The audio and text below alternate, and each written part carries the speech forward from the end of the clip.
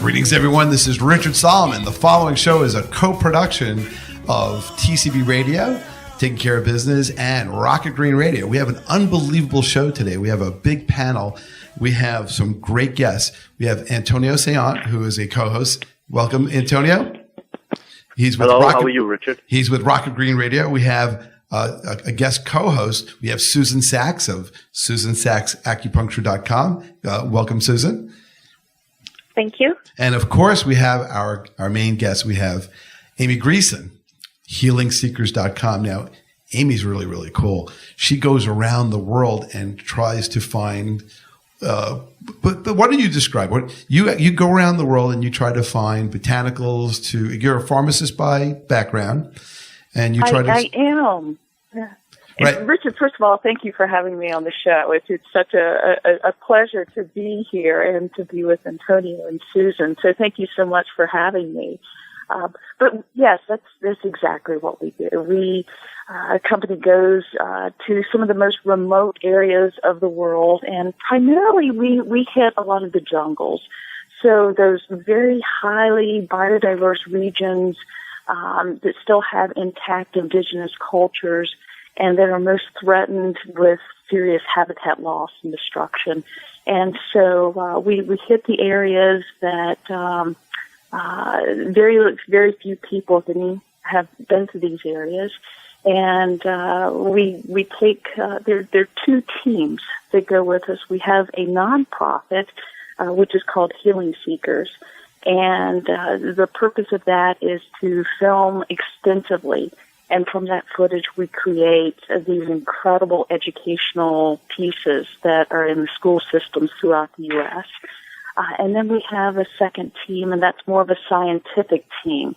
And for that, we work with the indigenous people.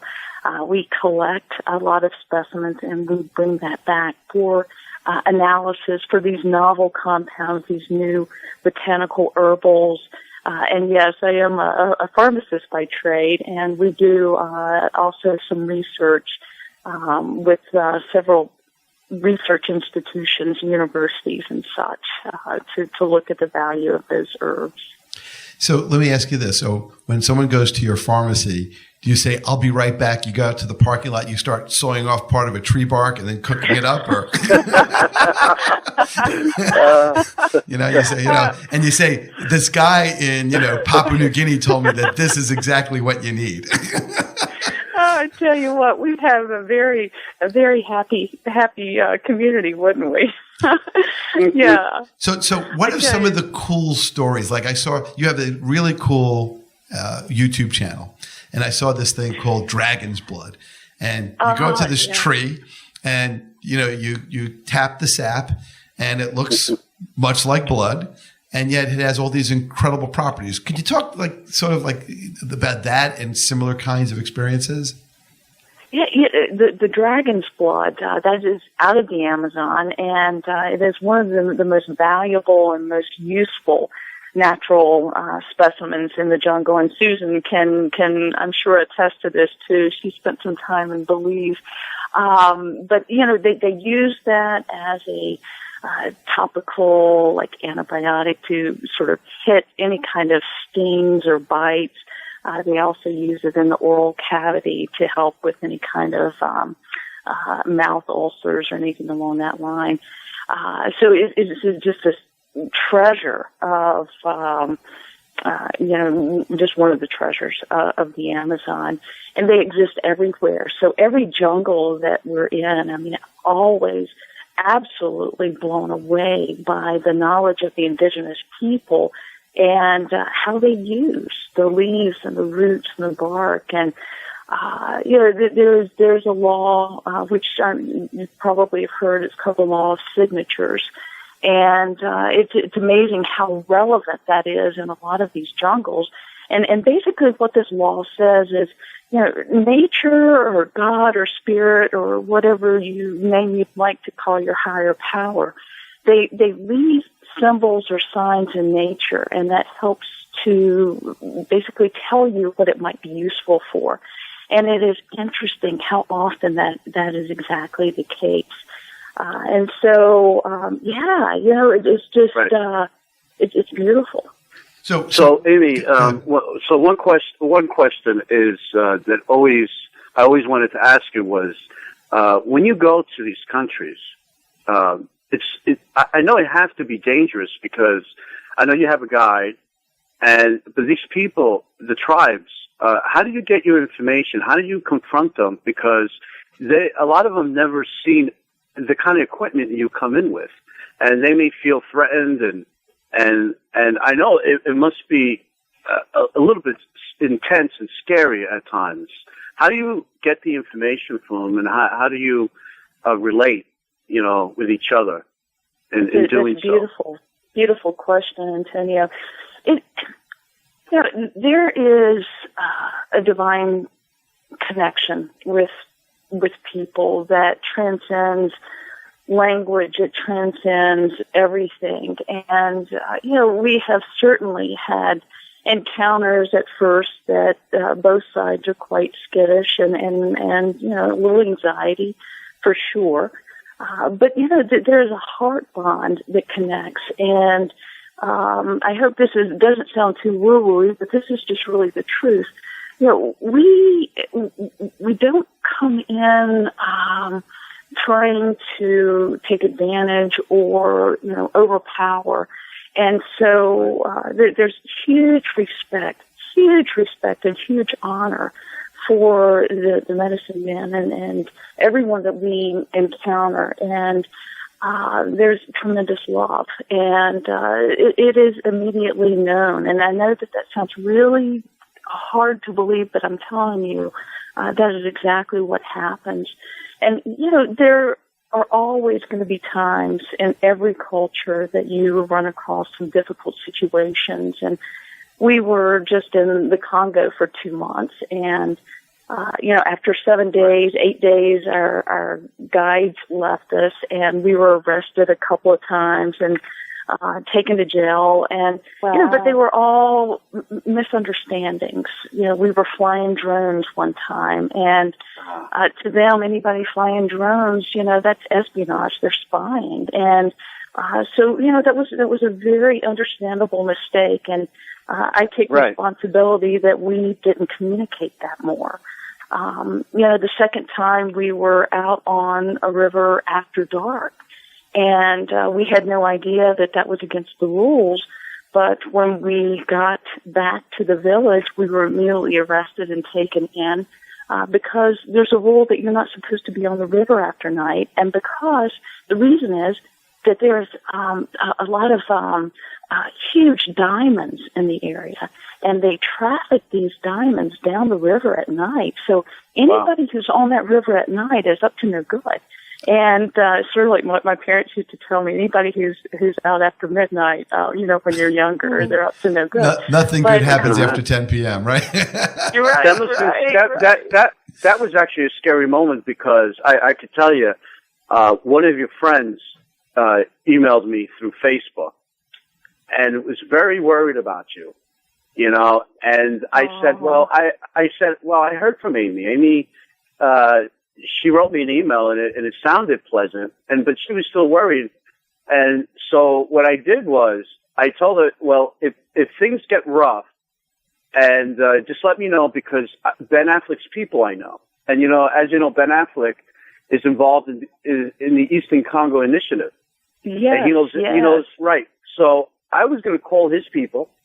Oh, and then, you're so great. Right. So I told her, I said, look, don't worry. I'm pretty sure it's just a miscommunication or something's going on, and because your email sounded like you were fine. So it was intense. I'll tell you, it was extremely the most intense expedition ever. But we persevered, and if it had not been for our new friends there and the government officials, believe it or not, who were so supportive of what we were doing, it's just people are beautiful all over the world, and the Congo in particular has gotten a bad rap, like a lot of other countries, because of certain groups. But I tell you, there are beautiful people just like us all over the world. So let me ask you a question. I also read something about like Alfred Hitchcock when he did the movie The Birds, but I heard you were attacked by bees the whole time. Can you explain a little bit about that? Because I'm very interested in that. That was... actually, I'm really curious if you were treated by some of the natural healers there yourself, or maybe some people in your crew. Yes, typically we are. And always, actually, every single expedition, there's a minimum of 3, probably 4 different times that something is going on. Somebody is either very sick or lethargic, or something has happened. And of course, this trip was no exception. And our first choice is always to work with the locals. They certainly know a lot more about how to treat things than we do. And case in point, when we were in where were we? We were in Madagascar. And our sound guy, Josh, had a horrific rash on the back of his legs. And, it was horrible. It was like the worst case of poisoned sumac, ivy, tenfold of what I'd ever seen in my life as a pharmacist. And the healer prepared 3 different preparations to treat that. And so over the course of the next 4 days, he mixed plants. We went out and gathered the plants. He mixed it. He applied it. 2 days later, he used a different recipe, and the final day used yet a final recipe. And, it just healed like you wouldn't believe. And, we had steroids. We had, the typical hydrocortisone creams, all the typical Western medicine. And we touched absolutely none of that and went completely with the healer, and it was just beautiful. It's amazing. Just a quick identification here. You are listening to Rocket Green Radio and Taking Care of Business, a co-production. This is a special broadcast. Our guests are some really incredible people. We have Susan Sachs, Antonio Saillant, our special guest, Amy Greeson, and I'm Richard Solomon. So continuing. Let me ask this question to Amy. How did the medicine people catalog their history of medical remedies? Is there like a Grey's Anatomy, or or how do they store the knowledge? I love your humor. Do they put it on the cloud? Oh God, that is just so funny. It is definitely verbal. It is typically in most cultures that I've had the privilege of being around. It is passed male to male, so grandfather to father to son, and that may go back, hundreds and thousands of years. And I'll tell you, one of the most amazing stories I have ever seen, and I am so excited. We're working on hopefully getting a documentary or something along that line with the Congo footage, because it is absolutely extraordinary. But there was a healer in the Congo, and he was blind. Now, when we started meeting him, I thought, wow, this is just amazing, because I have never, ever met a blind healer. And so we talked, and he described how he would go into the jungle and how he would find a plant. And I finally asked, I said, with all due respect, could you, tell me a little bit about your vision? And so he was blind since birth. And, wow. But it was his birthright to be the medicine man of his tribe. Mm. And this was with the Pygmies. And so his father taught him from the very beginning and showed, took him into the jungle, and by feel, by smell.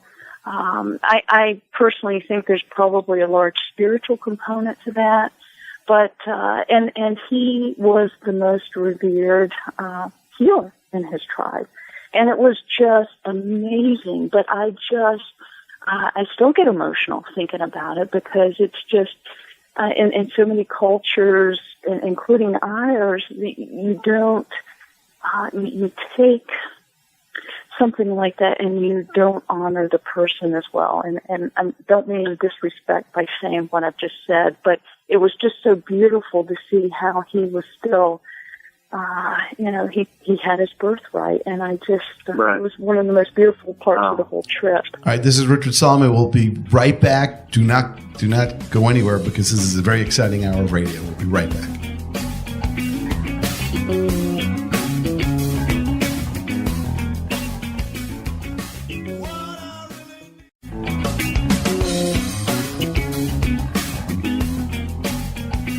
Welcome back. This is Richard Solomon for Taking Care of Business and Rocket Green Radio. We have an incredible guest and host panel today. We have our special guest is Amy Greeson, who is healingseekers.com. We have Antonio Saillant from rocketgreen.com, Rocket Green Radio. Yours truly, Richard Solomon, and Susan Sachs of SusanSachsAcupuncture.com. Now, Susan had a very interesting question or comment about the blind medicine person. Why don't you start with that, please?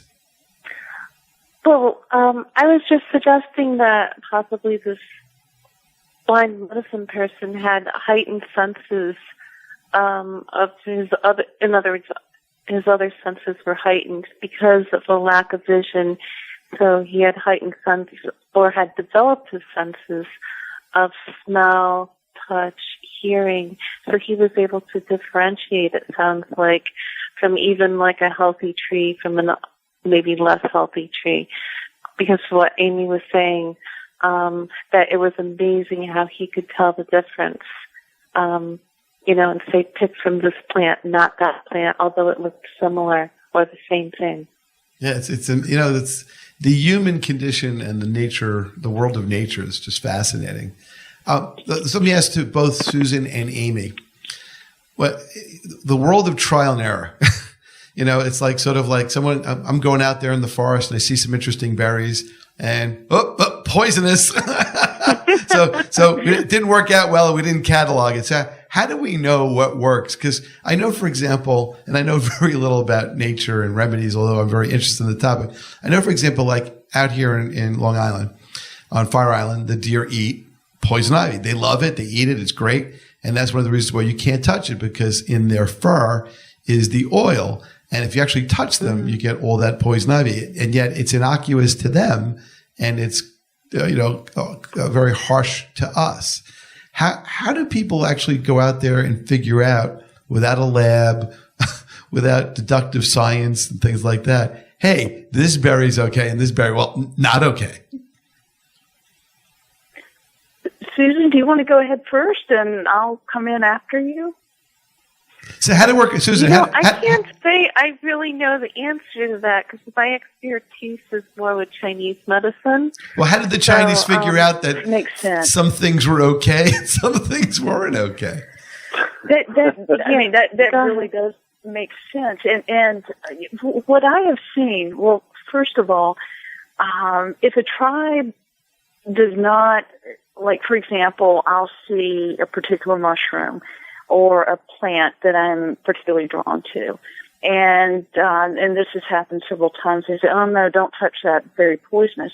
Well, we immediately collect it, because those very strong, compounds are often your agents against cancer, your painkillers, those kind of things. But I will tell you the story. When we were in Papua New Guinea, we were far, it's sort of like central western part of the country. And we were out in the bush and with one of our guides one day.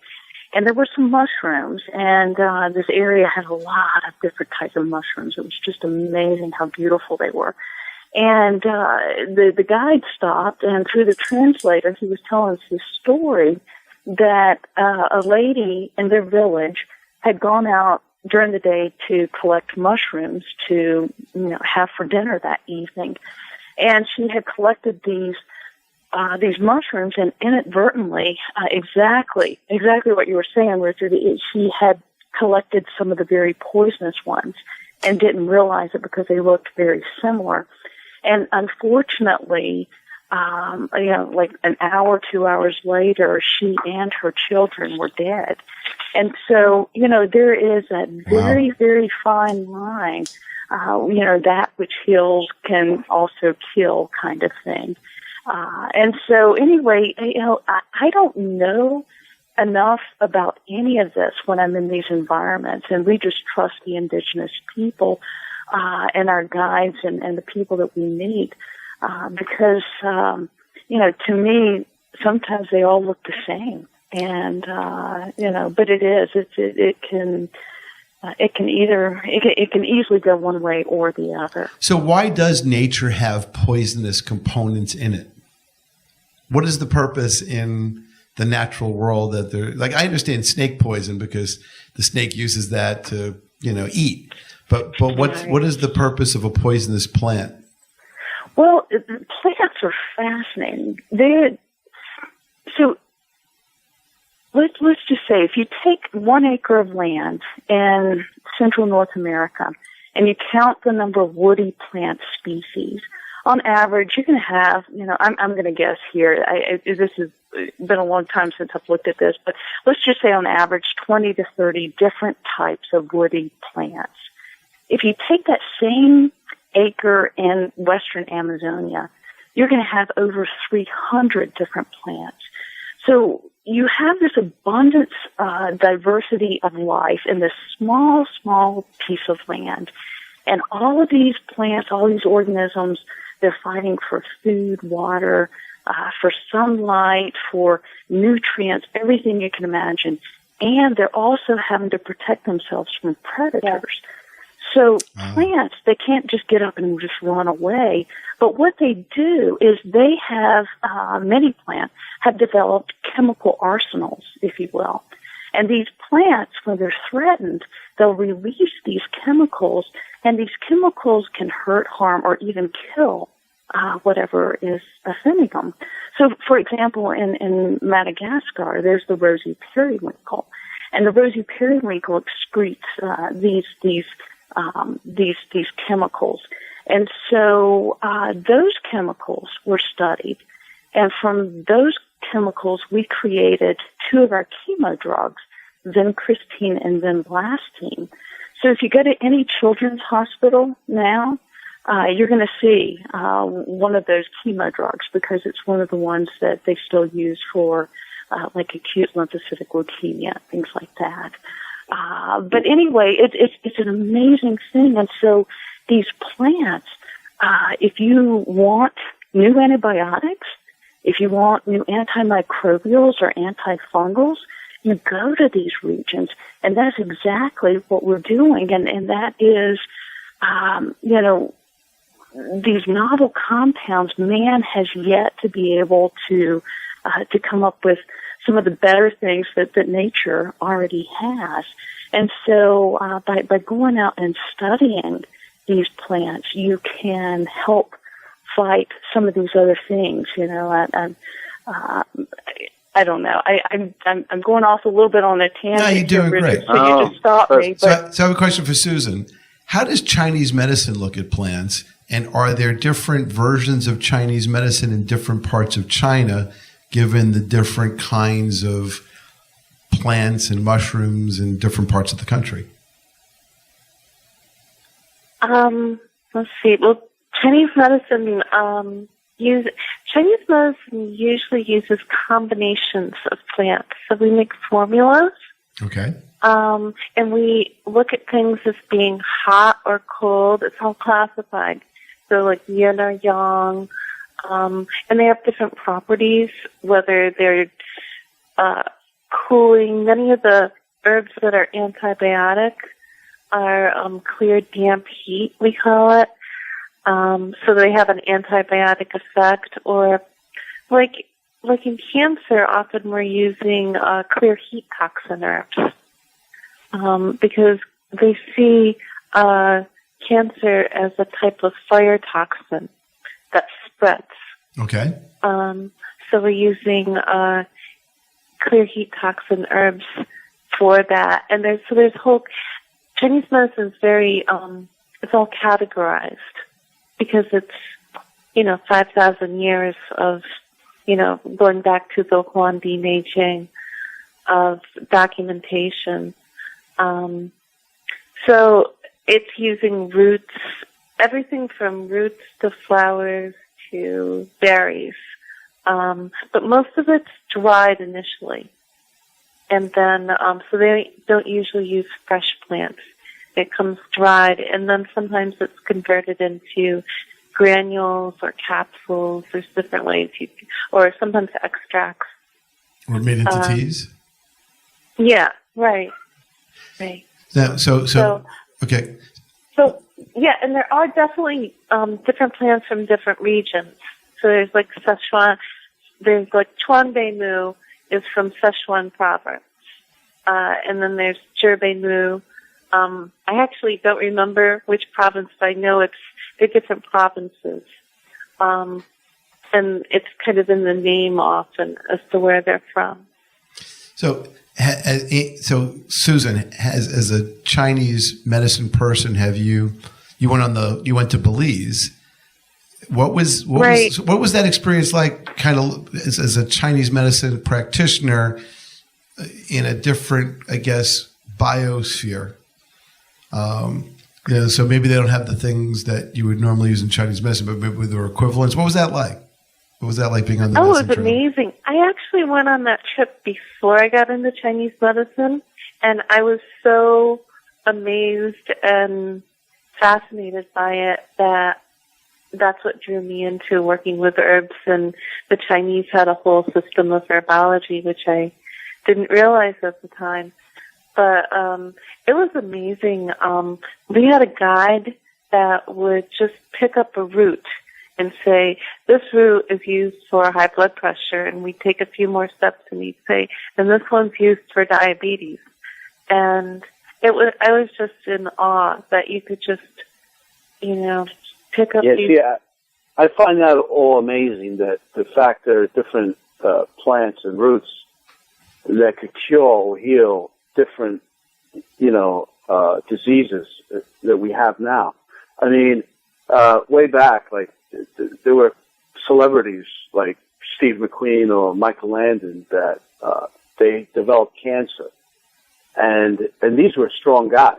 They were physically fit, and they would go to Mexico, try to find a cure for their disease. They would spend all this money trying and pushing, Wow. And unfortunately, it was too late. It was so advanced that nothing, they could do could cure, and they passed away. But I'm hoping that, like people like Amy and you, Susan, you go out there and you do this kind of stuff, that we could, find healing practices or treatments that could cure. It's scary because, people keep telling me that we're living longer, but yet, like I said before, we're not living better. I just, my mother and my father had, dementia, and it was horrible to see them diminish the way they did, and my ex-girlfriend died of breast cancer, it's just that my sister, is very ill with a long-time illness, and it's just hard for me and my friends are dropping all around me, and yet they keep telling me that we're living longer, so it's hard, but, life, we have to, and I'm hoping that, things get better, and that's why I push, being sustainable, and I think it's, all over the world, like Amy flies all over doing this, to find a cure, and I think that's a great thing. But Amy, you also not only Healing Seekers, but you're also the co-founder of another company called Natural Discoveries.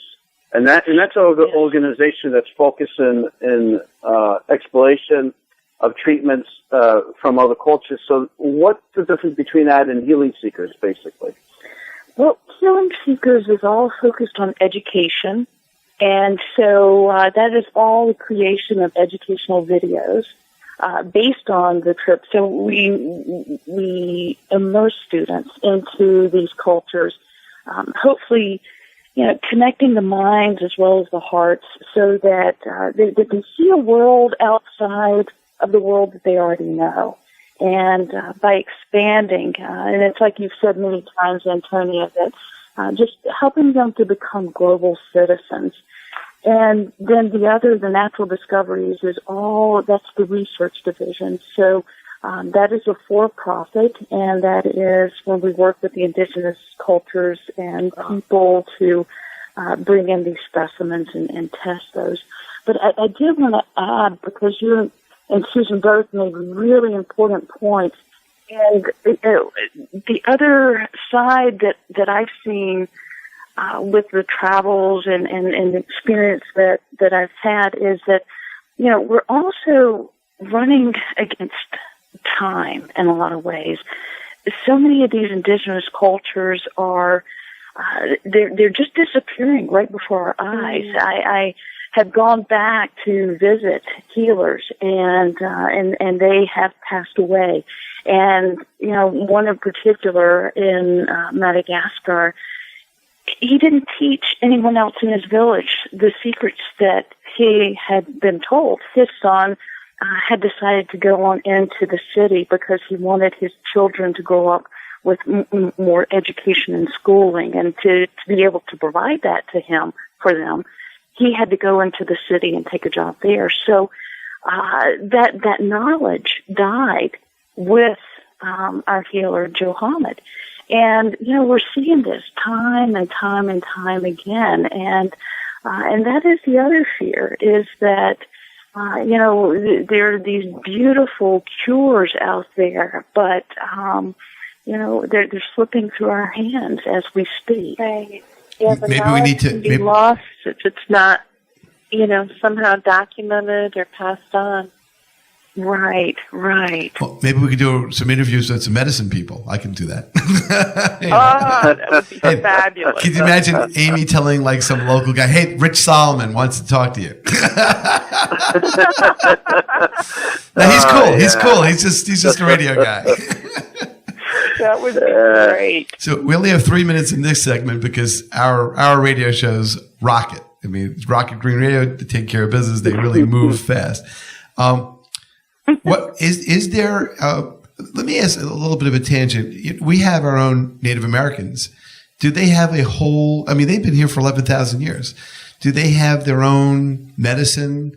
And how does that medicine compare and contrast with Chinese medicine, perhaps, and some of the things in the jungles and things like that? If anybody's even experienced that. Wow, that's a great question. I don't know that I have a really good answer for that. Road trip. I'm sorry. Yeah, there you go. Yeah.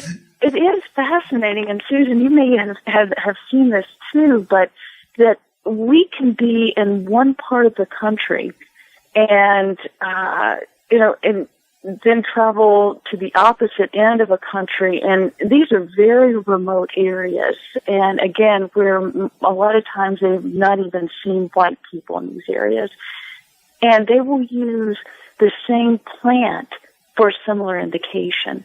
So maybe the same plant for infection or whatever. So, is that because that, it just was a coincidence, or did, the knowledge travel? And Susan, I don't know, you can speak on this much better than I can, but I don't know if there's a lot of cross between some of the remedies in Chinese medicine and some of the other fields of medicine that you've encountered. Yes, there is. I also do something called endobiogeny, as does my colleague Rachel. And there is a lot of crossover. Even with, so in other words, hawthorn berry, for example. In Chinese medicine, we use it more as a digestive aid to help break down fat from meat. But the Europeans also use it, and the Indians use it also. And it helps with the heart and heart function, so it's used in heart medicine in Europe. And it grows indigenous here in the U.S., in like the Northeast. And, like it has vitamin C in it, and so it's been used like similar to rose hips, to help with vitamin C. So it's really interesting, the different uses that a plant has and how it spans different cultures. Wow, this is Richard And a lot of Solomon. times we don't necessarily use it for the same thing. All right, this is Richard Solomon. We'll be right back. Keep it locked in because this is a fascinating hour of radio. We'll be right back.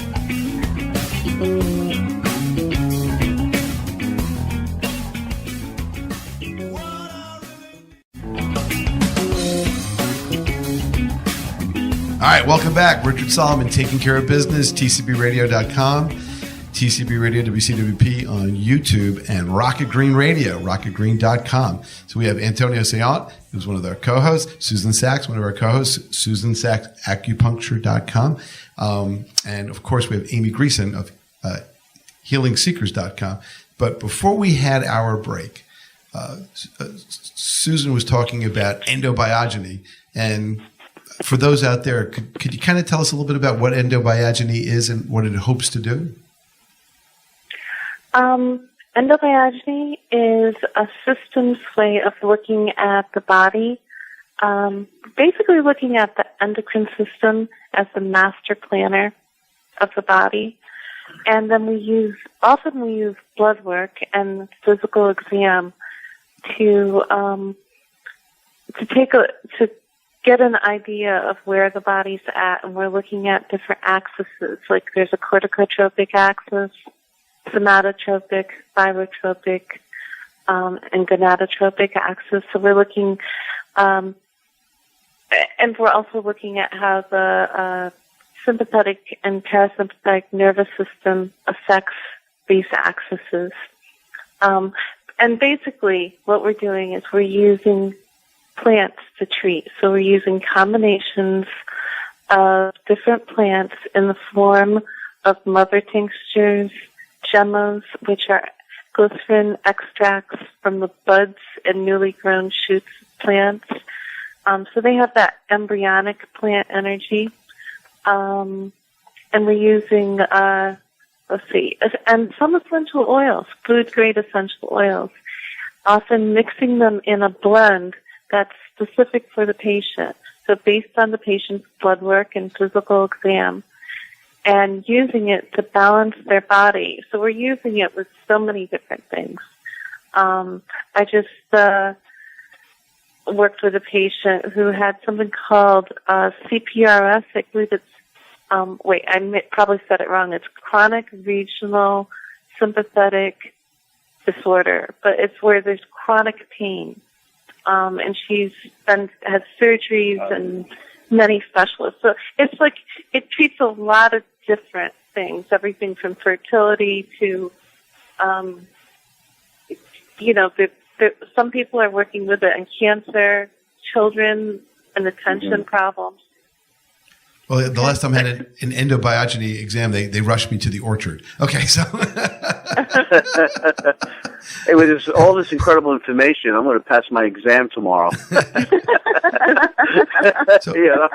So is there a way? Is there a way to weave like all the stuff that Susan knows, or all the stuff that Amy knows, and you know how in physics they always talk about the grand string theory, where they try to put all the different laws of physics together into a unified string theory or unified field theory?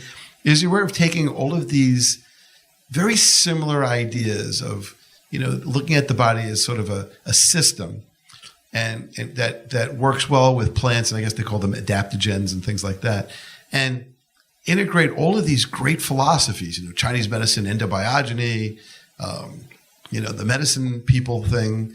Is there a way to integrate that? And is that something that's on the horizon? Or should it be on the horizon if it's not? Well, I love that idea. And I have, always believed that if we could utilize the strengths and talents of so many specialties, if you will, and just come together, that is when we're going to find ultimate health care and healing in our world. How to do that?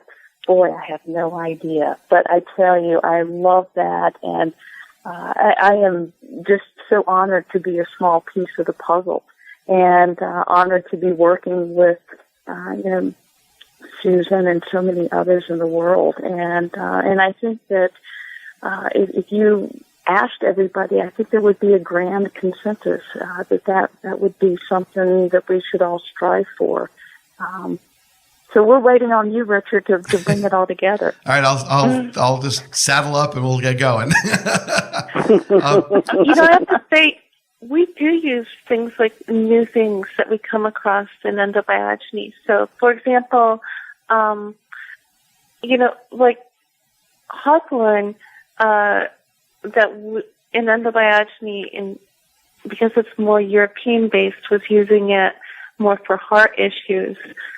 But, understanding that the Chinese use it more for digestive things kind of gave it a broader scope. It's like, now we know we can use that.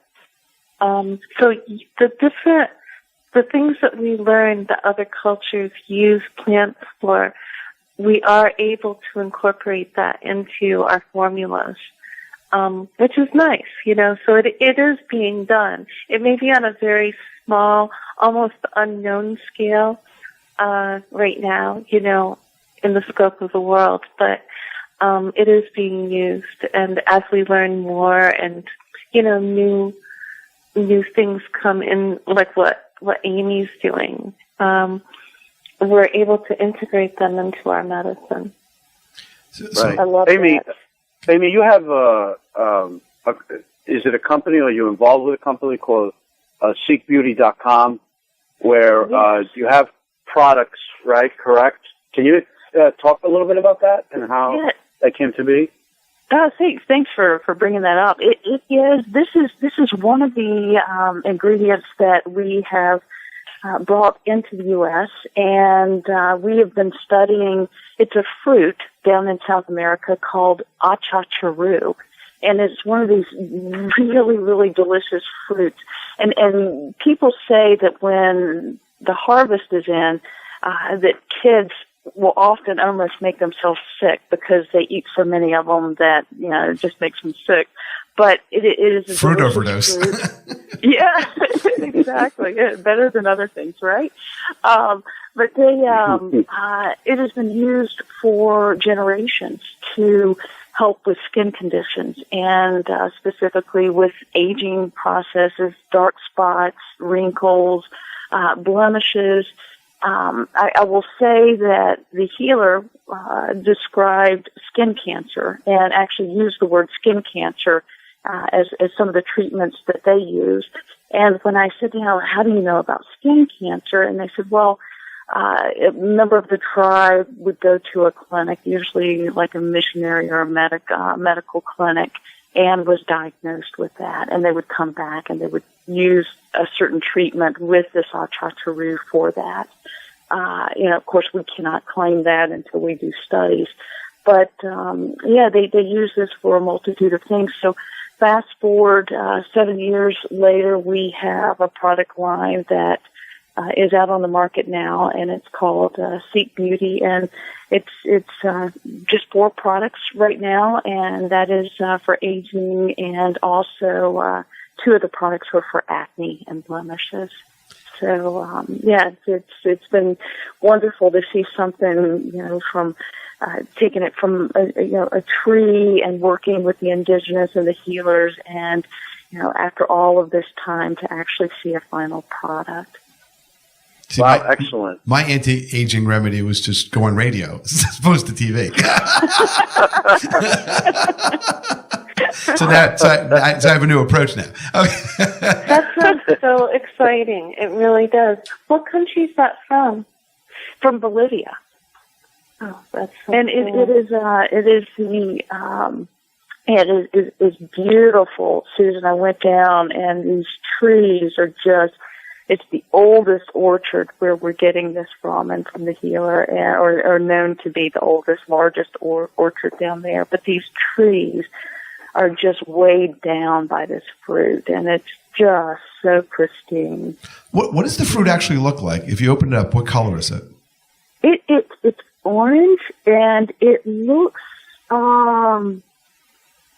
gosh, it's hard to it's not as large as an orange. It is and it is in the same class as a mangosteen, but the nutritional value to what we've seen is actually better than the mangosteen and the acai and other things like that. So it's got a great nutritional content in there as well. Is it only grown in one country? They have, I believe there are some trees down in Brazil as well, and they have worked to transplant the tree in Australia, and I'm not sure how well that's doing. I heard at one point that they had an issue with, I don't know if it was drought or an insect or something like that, so I'm not quite sure exactly how that's doing. But by nature, it comes from Bolivia. Wow. So yeah, it's fascinating. So I guess one of the questions is, when something is sort of rare or rarer and it becomes commercially viable, does that help ensure the longevity and endurance of the plant, or does it get it set up for exploitation and, basically being used to death? That's a great question. And, and it's a steep learning curve. We experienced this in Madagascar with one particular plant. And, it is a delicate balance. You have on one side people who want to do something to preserve their land. And if that's growing crops or having a job by picking fruit or working in a processing facility to help process it, and not, and to hold on to their land and the way of life, that's what you really want.